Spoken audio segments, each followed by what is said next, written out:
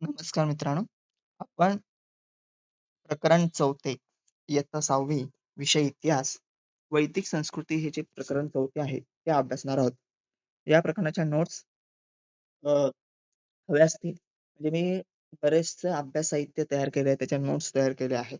तर तुम्हाला हव्या असतील तर त्या मी लवकरात लवकर उपलब्ध करून देतो. ठीक आहे. तुम्हाला डिस्क्रिप्शन बॉक्समध्ये एक कोड दिलाय. त्या कोडवर काय करायचं, तुम्ही Google क्लासरूम आहे, तो जॉइन करायचा. त्याच्यावर तुम्हाला नोट्स मिळून जातील. ठीक आहे. आता बघा, ह्या वैदिक संस्कृतीमध्ये आपल्याला काय अभ्यासायचं आहे, त्याची एक थोडक्यात प्रस्तावना इथे दिली आहे. आता ज्या काळात संगणक आणि मोबाईल नव्हते, अशा काळात ज्ञान आणि ज्ञानात प्रगत असलेली संस्कृती आपल्या देशात होती. ती म्हणजे वेद या ग्रंथामध्ये त्या काळच्या लोकांची जीवनशैली व विचार त्यांचे सुंदर वर्णन आहे. वैदिक संस्कृती भारताची जुनी आणि समृद्ध संस्कृती आहे. आता मागच्या व्हिडिओमध्ये आपण जेव्हा हडप्पा संस्कृतीचा अभ्यास केला, तेव्हा मी म्हटलं होतं, की एखादी संस्कृती प्रगत किंवा विकसित केव्हा म्हणता येतात, की त्या संस्कृतीतील लोकांना लेखन कला आवश्यक कला अवगत आहे. अशा वेळी ती संस्कृती आपण काय म्हणू शकतो, विकसित आहे, प्रगती करू शकते ती, असं मी तुम्हाला सांगितलं होतं. आता बघा, वैदिक वाङ्मय. आता विद म्हणजे जाणणे, त्यापासून वेद ही संज्ञा तयार झाली आहे. याचा अर्थ ज्ञान असा होतो. वेद हे प्राचीन काळातील सर्वात महत्त्वाचे ग्रंथ मानले जातात. हे साहित्य प्रामुख्याने वेदांमध्ये संग्रहित केले आहेत. ठीक आहे. आता बघा आता बघा, वेद म्हणजे काय तर जाणणे आणि वेद ही संज्ञा तयार झाली आणि याचा अर्थ ज्ञान असा होतो. आता वेद जर आपण पाहिलं, की प्राचीन भारतातील सर्वात मोठी देणगी म्हणजे वेद आहे. ठीक आहे. आणि वेद हे भारतीय विद्यांचे उगमस्थान मानले जाते. आता वेद हे काय आहे? भारतीय विद्यांचे उगमस्थान आहे.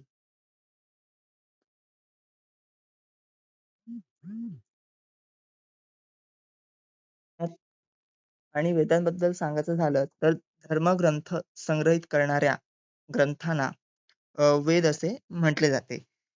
ते भारतीय विद्यांचे उगमस्थान आहे. आता हे जे ज्ञान आहे ना, ते मौखिक परंपरेने अखंड चालू असते. म्हणून त्याला आगम किंवा श्रुती असे म्हटले जाते. ठीक आहे. आणि वेद वेदामध्ये ज्या संहिता आहेत किंवा हां, जे मंत्र आहेत, सॉरी, वेदात जे मंत्र आहेत त्यांना संहिता असे म्हटले जाते. हे लक्षात ठेवायचं आहे, की या वेदांना आगम किंवा श्रुती का म्हणतात? कारण का हे ज्ञान आहे ते मौखिक परंपरेने पुढे चालत राहते. आणि धर्मग्रंथ संग्रहित करणाऱ्या ग्रंथांना आपण वेद असे म्हणतो. आता याचे वेद वेदामध्ये काय 4 वेद आहेत. एक म्हणजे ऋग्वेद, यजुर्वेद, सामवेद आणि अथर्ववेद. हे 4 वेद आहेत.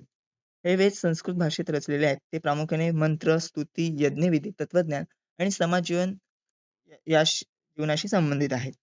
आता ऋग्वेदबद्दल माहिती सांगायची झाली तर बघा, हा सर्वात प्राचीन वेद आहे. ठीक आहे. आता यात अग्नी, इंद्र, वरुण सारख्या देवतांची स्तोत्रे आहेत.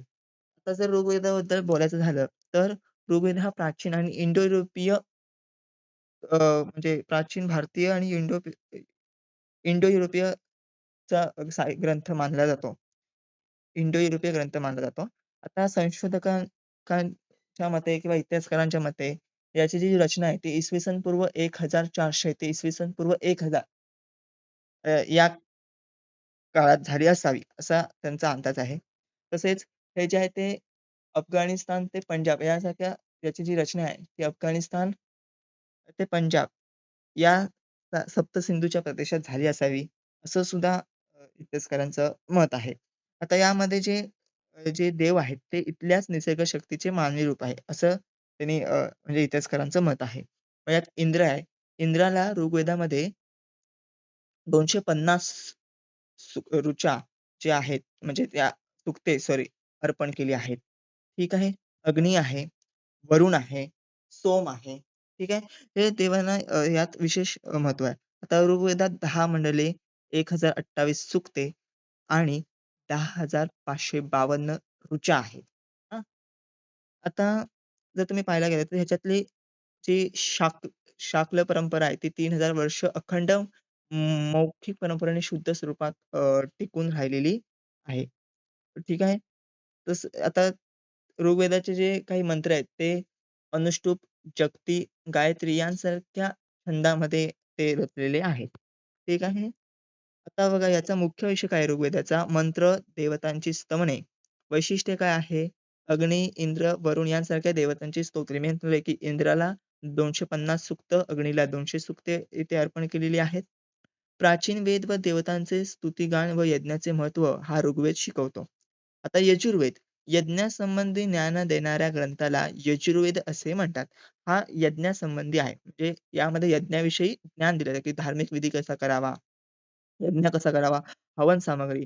मग आता ऋग्वेदात ज्या काही ऋचा आहेत त्या म्हणाव्या लागतात आणि त्या होम हवनाविषयी ऋग्वेदात ऋचा आहेत आणि साहजिकच येथे त्या यजुर्वेदामध्ये काही ऋग्वेदातल्या ज्या ऋचा आहेत त्या इथे पुन्हा इथे येणार आहे. आणि या यजुर्वेदाचे 2 भाग आहेत. एक शुक्ल यजुर्वेद आणि कृष्ण यजुर्वेद. हे लक्षात ठेवा. ठीक आहे. याचं वैशिष्ट्य काय? यज्ञकर्म आणि हवन पद्धतीविषयी माहिती देतो. सामवेद. आता साम म्हणजे गायन. म्हणजे यज्ञाच्या वेळी ज्या गायच्या ऋचा आहेत त्यांचा संग्रह म्हणजे सामवेद. ठीक आहे. आणि 36 प्रकारचे वेदमंत्र यात होते आणि ते तालानुसार चाली चाली आपलं सॉरी चाल लावून ते गायचं काम पुरोहितांकडे असे. ठीक आहे. सामवेदामध्ये. सामवेद हा 3रा वेद आहे. ठीक आहे. हे एक लक्षात ठेवा. सामवेद हा 3रा वेद आहे. आता याच्यापूर्वी अनेक शाखा होत्या, पण आता येथे 3च शाखा उपलब्ध आहेत.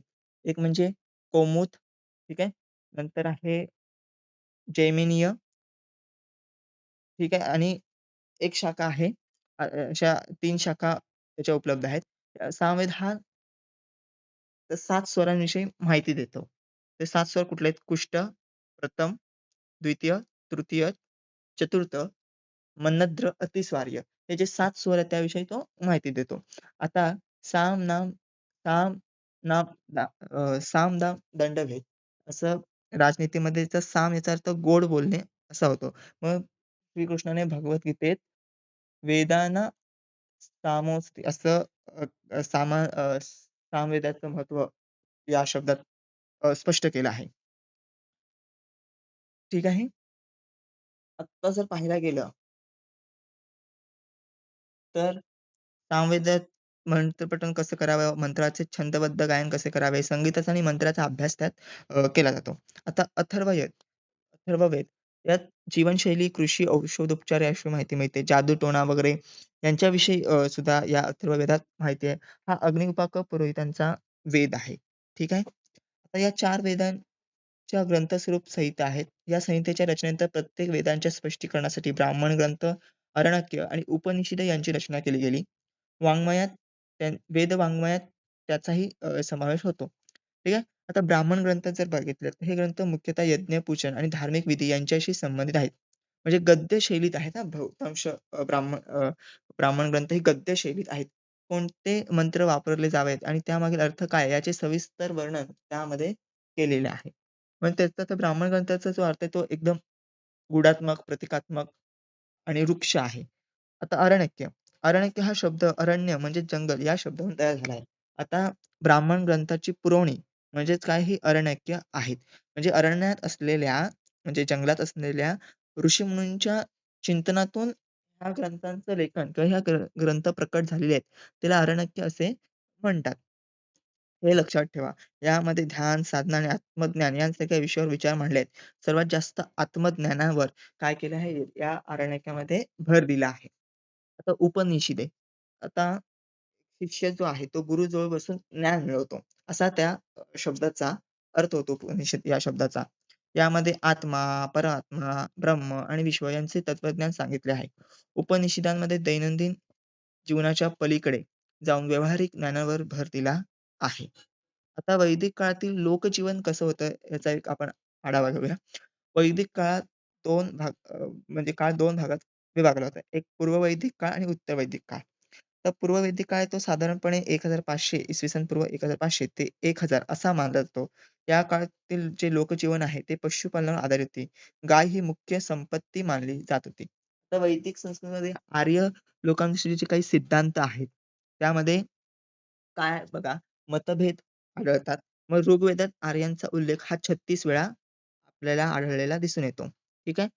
आर्य सिद्धांत जो आहे, त्यात आर्य हा जो शब्दाचा उल्लेख आहे तो ऋग्वेदात 36 वेळा आहे. ठीक आहे. आता आर्या लोकांसाठी घोडा काय आहे? हा एक महत्त्वाचा प्राणी मानला जातो आर्य लोकांसाठी. मग त्या घोड्याचा उल्लेख ऋग्वेदात 215 वेळा येतो. ठीक आहे.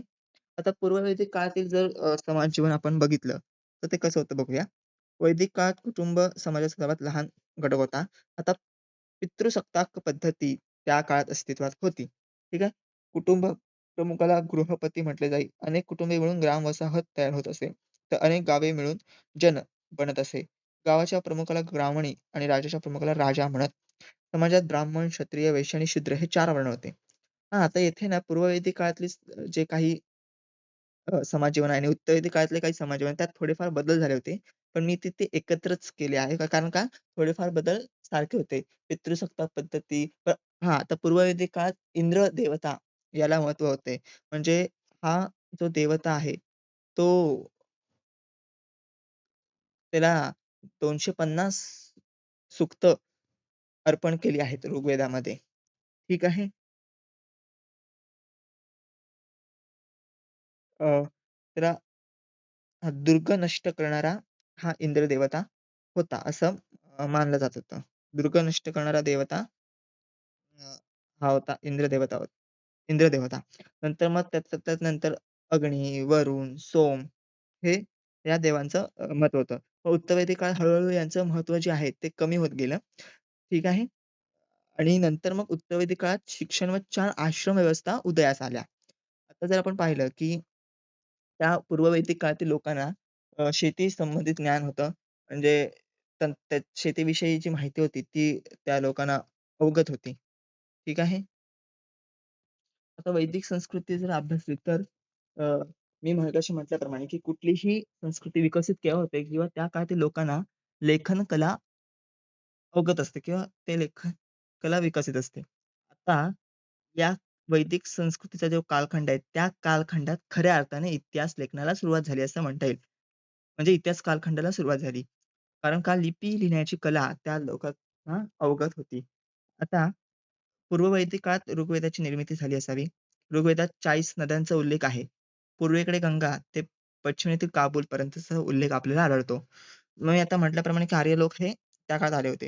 आता त्या काळातील ज्या समाज व्यवस्था आहे पूर्ववैदिक काळातील, ते आपण बघूया. लोकांची जी पहिली निष्ठा जी होती ती समुदायाची होती. समाजातील समाजाचे जे राहणारे लोक आहेत ते जन नावाने ओळखले जात होते. ठीक आहे. आता जमात हे या काळातील राजकीय व सामाजिक संस्थेचे मूलभूत होते आणि त्या प्रमुखाला राजा म्हणत व ते पद जे होते ते अनुवांशिक नव्हते. राज्य मुख्य असला तरी त्याला अमर्याद अधिकार नव्हते. जमात व कुळ यावर आधारलेल्या सभा होत्या, जसे समिती होत्या, संघटना होत्या. आता त्या काळात जर बघितलं तर सभा व समिती यांच्या ज्या भूमिका आहेत त्या महत्त्वाच्या होत्या. ज्येष्ठ व्यक्तींच्या मंडळास त्यावेळी आपण सभा म्हणत होतो. समिती जी ती आहे ती सर्वसाधारण लोकांची बैठक होती. समितीचा अध्यक्ष हा ईशान विधाता अ, ते होता आणि या सभेत स्त्रियांचा सहभाग होता. ठीक आहे. आता मी सांगितल्याप्रमाणे आर्य लोकांसाठी हा घोडा खूप महत्त्वाचा होता. इंद्र जो आहे तो दुर्ग नष्ट करणारा होता. नंतर अग्नी आहे. त्यातल्या त्यात अग्नी हा दुसऱ्या क्रमांकाचा देव होता. 200 ऋचा त्याला अर्पण आहेत अ, ऋग्वेदात. ठीक आहे. नंतर जर सांगायचं झालं, की यज्ञ करताना इंद्र व अग्नीला आमंत्रण केले जात होते. तर त्या काळात जो यज्ञ होत होता, त्या काळात जेव्हा यज्ञ होत होता, तेव्हा इंद्र व अग्नीला आमंत्रण केले जात होते. म्हणजे त्याची त्या देवावर श्रद्धा होती. मग पुढे-पुढे ते मग समाजात ब्राह्मण, क्षत्रिय, वैश्य आणि शूद्र हे 4 वर्ण अस्तित्वात आली. ब्राह्मण काय करत होते आणि पुरोहित पण होते हां. पुरोहित म्हणजे ते ब्राह्मण, क्षत्रिय, वैश्य, शूद्र. ठीक आहे. आता आपण यांच्याविषयी माहिती घेऊया. ब्राह्मण, क्षत्रिय. ब्राह्मण जो वर्ग होता तो पूजा व अध्यापन करणारा होता. ठीक आहे. क्षत्रिय प्रशासन क्षत्रिय प्रशासन पाळणारा होता. वैश्य शेती व व्यवसाय करणारा अ, समुदाय होता. आता त्या काळात आहे ना 5 स्त्रियांनी ऋचा रचलेल्या आपल्याला दिसून येतात. ठीक आहे. विधवा पुनर्विवाह त्या काळात होत असे.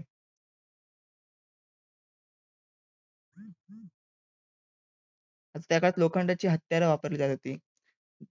दशराजन्य युद्ध त्या काळात घडले आणि त्यात सुद्धा राजा विजयी ठरला होता. हे एक खूप महत्त्वाचे आहे. ठीक आहे. आता आहे ना क्षत्रिय वैश्य जो आहे ना तो या वैदिक कालखंडाच्या शेवटी व्यापार करू लागला. त्याला उत्पादित कामे नेमून दिली होती. पण नंतर तो व्यापार करू लागला वैश्य. आता आहे 4 आश्रम व्यवस्था. ब्रह्मचार्याश्रम,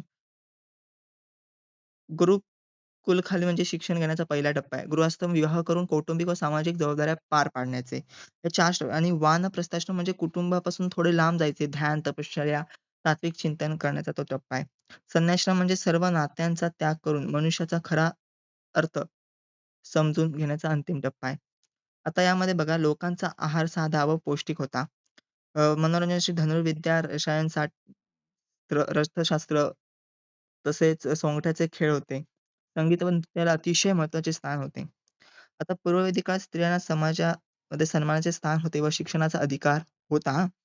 पण उत्तरवैदिक काळात मात्र समाज अधिक पितृसत्ताक म्हणजे जे कुटुंबसत्ताक पद्धतीने होती ती आणि स्त्रियांच्या स्वातंत्र्यावर काही बंधने आली.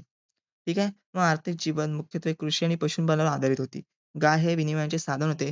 राजाच्या कारभारासाठी 2 संस्था होत्या, सभा आणि समिती. सर्वसामान्य लोकांची सभा आणि ज्येष्ठ व्यक्तीचे मंडळ म्हणजे सभा हे मी तुम्हाला मगाशी सांगितले होते. तर ही एक वैदिक संस्कृतीची माहिती होती. भेटूया पुढील व्हिडिओमध्ये. धन्यवाद.